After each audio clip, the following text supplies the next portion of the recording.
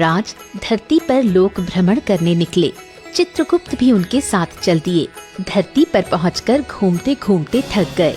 उन्हें भूख भी लग गई थी। कुछ भोजन प्राप्त करने की इच्छा से गांव में जाकर एक घर का दरवाजा खटखटाया। सेठानी ने दरवाजा खोलकर उनसे पूछा, महाराज आपको क्या चाहिए? इस भरी दोपहरी में क्यों नींद खराब करने आ गए? धर्मराज ने कहा, हमें भूख लगी है, कुछ भोजन चाहिए। सेठानी गुस्से से बोली, आपको अपने साथ घर से कुछ नाश्ता लेकर चलना चाहिए था। यहाँ आकर मुझे क्यों परेशान कर रहे हैं? ये कहकर वो पैर पटकती हुई चली गई। धर्मराज और चित्रगुप्त आगे बढ़े। थोड़ी दूर जाने पर एक बुढ़िया मिली। जैसे ही उसकी दृष्टि धर्मराज पर पड़ी, उसने हाथ जोड़कर कहा, आपके दर्शन पाकर मेरा जीवन धन्य हो गया है। मैं आपकी क्या सेवा करूं? धर्मराज ने कहा, हमें भूख लगी है, क्या भोजन मिलेगा? बुढ़िया बोली, धर्मराज को भोजन कराने से बड़ा पुण्य क्या हो सकता है? और वो लोटा लेकर बाहर जाने लगी। धर्मराज के पूछने पर उसने कहा, मैं दूध, चावल और खांड लाने जा रही हूँ। धर्मराज ने उसे पहले अपनी झोपड़ी में देखने को कहा। घर के अंदर आने पर बुढ़िया ने पाया कि उसका भंडार तो सब चीजों से भरा हुआ है। उसने झटपट खीर बनाई और दोनों को परोस दी। धर्मराज उसकी सेवा से प्रसन्न हो गए। बुढ़िया ने कहा, भगवन, आपके खाने के बाद भी बहुत सी खीर बच गई है, इसका क्या करूं? मैं तो नितांत अकेली रहती हूँ। एक बेटा था जो बहुत दिन पहले ही मुझे छोड़कर चला गया। मैं इतनी बूढ़ी हूँ, कितना खाऊंगी? धर्मराज ने उसे आंखें बंद करने को कहा।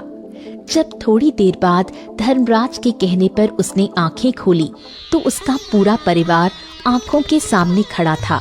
बेटे, बहू, पोते पोतियों को देखकर उसकी आंखें भर आईं।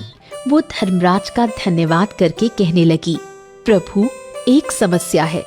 इतने सारे लोगों को इतनी छोटी सी झोपड़ी में कहाँ रखूंगी? धर्मराज ने कहा, तुम चिंता मत करो।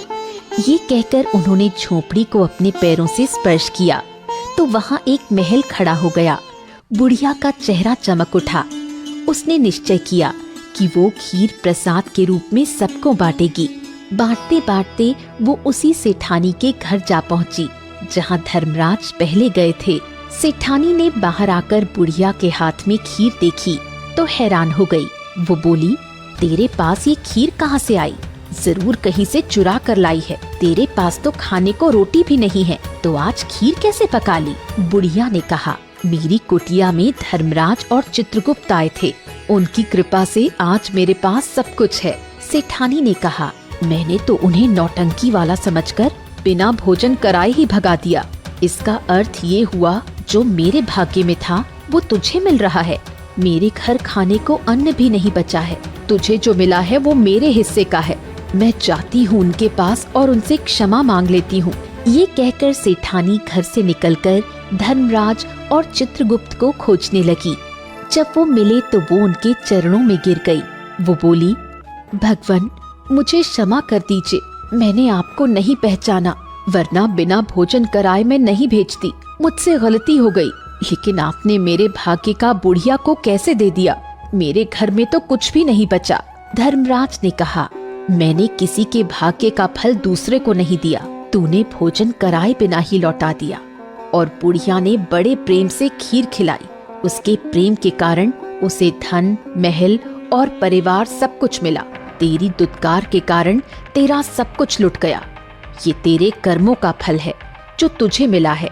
जो मनुष्य अपनी संपत्ति का उपयोग सिर्फ अपने स्वार्थ के लिए करता है, उसके घर में हमेशा दुख और अशांति रहती है। उसका धन कभी नहीं बढ़ता। जो धन है वो भी धीरे धीरे समाप्त हो जाता है। सेठानी पश्चाताप से बोली, मेरा जीवन कैसे चलेगा? भविष्य में मैं ऐसा नहीं करूंगी। मैं सबकी भलाई के लिए दान धर्म करूंगी, गरीबों को भोजन कराऊंगी। धर्मराज ने कहा, काम तेरा रुकेगा नहीं, धन तेरा बढ़ेगा नहीं। ये कहकर धर्मराज चित्रगुप्त को लेकर स्वर्ग की ओर चले